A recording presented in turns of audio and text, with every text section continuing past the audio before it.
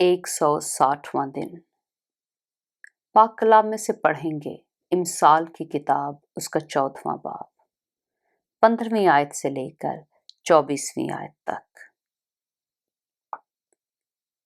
नादान हर बात का यकीन कर लेता है, लेकिन होशियार आदमी अपनी रवश को देखता भालता है। दाना डरता है और बदी से अलग रहता है, पर अहमक झुंझलाता है और बेबाक रहता है। ज़ूद रंज बेवकूफ़ी करता है और बुरे मंसूबे बांधने वाला घिनौना है।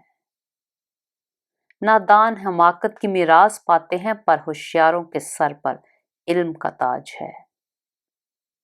शरीर नेकों के सामने झुकते हैं और खबीस सादिकों के दरवाजों पर। कंगाल से उसका हमसाया भी बेजार है, पर मालदार के दोस्त बहुत हैं।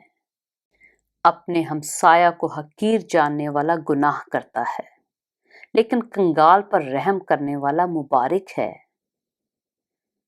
क्या बदी के मौजद गुमराह नहीं होते? पर शफकत और सच्चाई नेकी के मौजद के लिए हैं। हर तरह की मेहनत में नफा है, पर मुंह की बातों में महज मोहताजी है। दानाओं का ताज उनकी दौलत है, पर अहमकों की हमाकत ही हमाकत है। पाक कलाम के पढ़े और सुने जाने पर खुदावंद की बरकत हो।